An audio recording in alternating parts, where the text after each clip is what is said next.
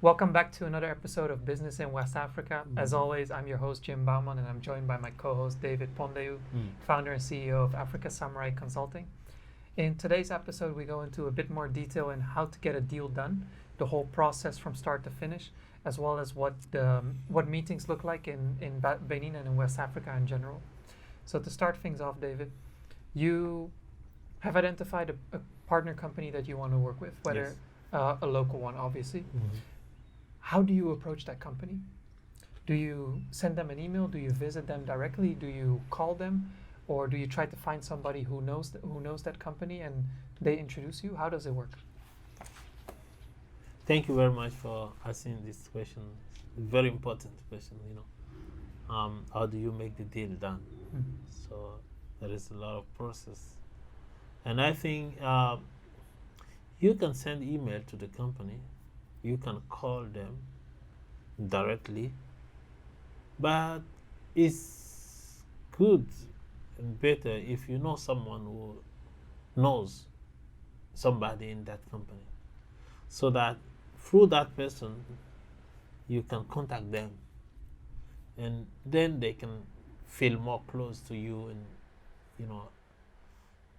that make things more easier. So for example, if I have to deal with company C or person C, then I know a friend of mine, for example, B, who can contact, easily, and we have good connection with that company. So that person can go to talk to the company first time on my behalf. Oh, we have a partner who is thinking to do this with you and this with you. So from that perspective, then we can set up the first meeting. And the first meeting will be three-party, my friend, the person B who knows the company, and myself will be a kind of witness, the witness person. He will be at the first meeting, and we will have that meeting together and create the trust. And I think that's the basic process I will go for. But we can still send email, we can still call the company directly. We can have so many different approaches, but I will go for that way so that thing can be more easier and not too much procedural, not too much official. So this person B acts kind of as a mediator between you and the company you want to partner up with. When you go to actually meet that other company, person B goes along with you, I'm guessing. What does person B get out of all of this? Is it common that you have to pay him, or that you treat them to something, or how does that work? Person B is a friend of mine, and who knows that company, who can introduce me the CEO of that company. And if I contact that person B, is to create the communication flow, to make the communication easy for me. So it's not official meaning. So with that person B, we can go for a drink with the person C, the company owner, and have fun, a drink together, and he can introduce me from there. Oh, this is my friend David from Japan, and he's willing to do this and that. He's in this business and this business. I think this kind of casual meeting is not going to be something we're going to pay for. It's just connecting at first stage. So if person B have some business or something that can be some service or some know-how that can be useful in the process, so then we can figure out. But that's a way, going unofficially to conclude a deal. That could be a first step. Having a drink and they get introduced by the third party. Then after that, next meeting, we can do it without the third party because we already get the connection. We can just keep him updated. Oh, this where we have with our deal, and and so on. But you can still use the official channel, which is emailing the company, setting a meeting in the company office, and going there to have real like a official meeting, and as we used to do in any But other your places. suggestion is to improve the likelihood of the deal, start out with somebody that you share between you and the other company, get introduced unofficially, whether it's at a dinner or lunch or coffee or so. Once that initial relationship has been established, then you set up a second meeting and you go To start talking about the deal. visit the company and Okay. have official discussion there. And then when you go to that second meeting, you start visiting the company. Is it common that you receive a company tour as well, or that you give a company tour, or you simply sit in a meeting room and you start discussing already the details of the deal that you want to go into? You can go. Have both can happen at the same time. It's up to the company. But if you get the appointment for the meeting in the office, then it means everything is possible. You can discuss about the deal, and you can still visit the company, other facilities, and try to understand better the company. But one of the things is some people will maybe send mail to the company to ask for appointment directly if they don't know that kind of such a third party to be involved, or if you really want to make it official and professionally without involving any third party. Definitely you can send those kind of, like, you can send an email to the company and request for appointment. They will receive you and you will start also a deal. That's also work. So you've had your unofficial meeting, you've had your first official meeting. Is there like a certain number of meetings you feel that companies usually need before a deal gets done?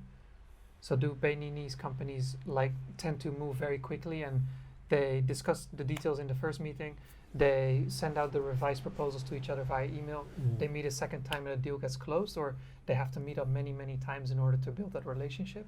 What is your experience in Benin? I think after three meeting, deal can be done, because if the company, you get understand what the company do, you have the meeting with them and you understand everything in detail, then you need to send a proposal. And if the proposal, they like the proposal, then you set up another meeting to adjust the proposal, and after adjusting the proposal, you can sign the deal. We tend to go fast if we really like the deal. Yes. And then when you're about to wrap up the deal, it's common to sign everything with a signed contract, or is just a simple handshake, let's go do it, is enough? Signing contract is always better. Good to sign contract and secure each party interest, and and set up some rules to protect each other. And what about payment? What is common with payments? So let's say I'm company A, you're company B. We are about to sign a contract. I am asking you to complete a service or so for me. Do I pay everything up front? Do I pay everything afterwards? Do I pay a certain percentage beforehand? Do I pay in installments? What is common in Benin? I think that depends on the deal. What kind of deal you're making? Because in some cases you need to pay everything beforehand and get the service done. But in some other cases will require get paid after the service.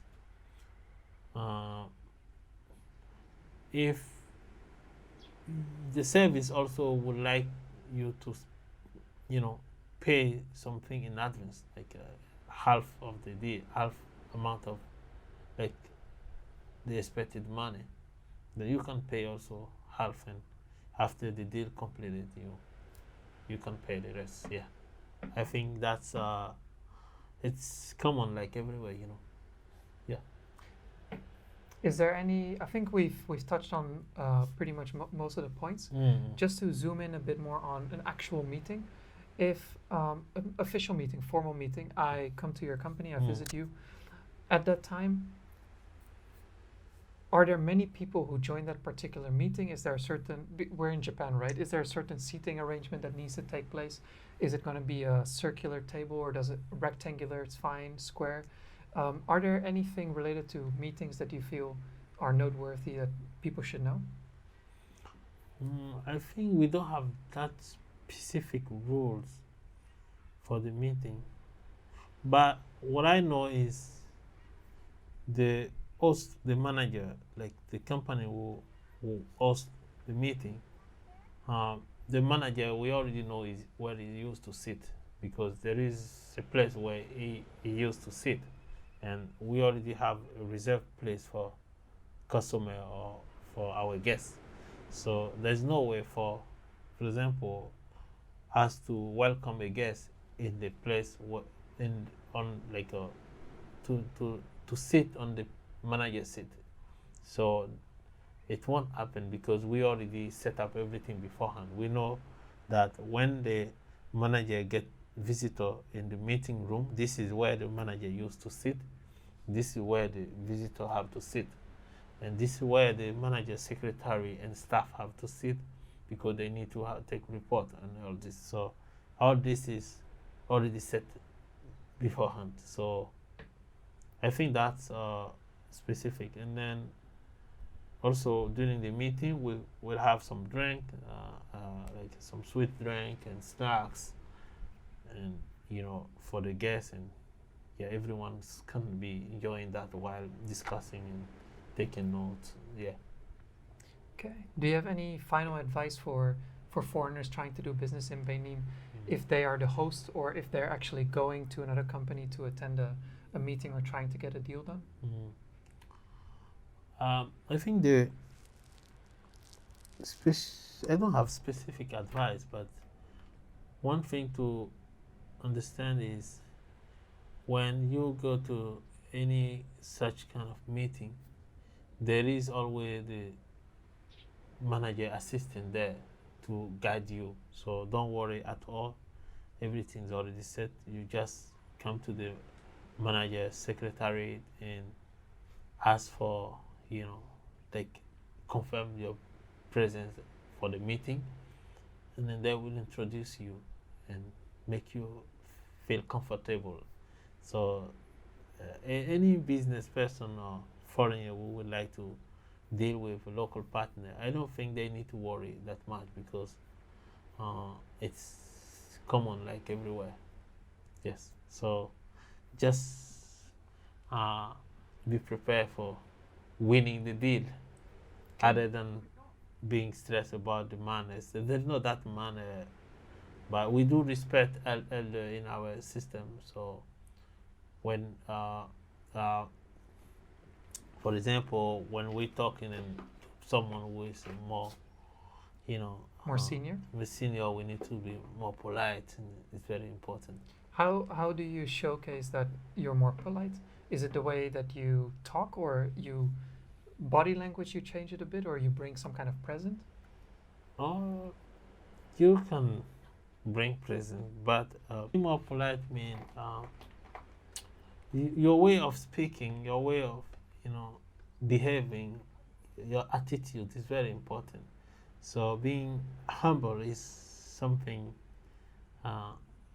good to know, respectful. So I think everyone knows how to be polite, to behave polite in the office, not shouting that much, being listen to others instead of rushing and on the topics. And so I think it's good to respect those kind of specific mutual understanding, rule of communication.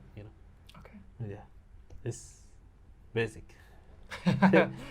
It's basic. That's It's the a end of the basic story. to know, so that you don't need to worry that much. As long as you believe in your business and you trust um, that you're not going for uh, a wrong deal, and you really, confident enough to win the deal, just go ahead. Africa, Benin, West Africa, whatever, I think those places are very safe for business because we do respect our foreign partner, we respect the business partners, so we make sure that everything goes well. Yeah.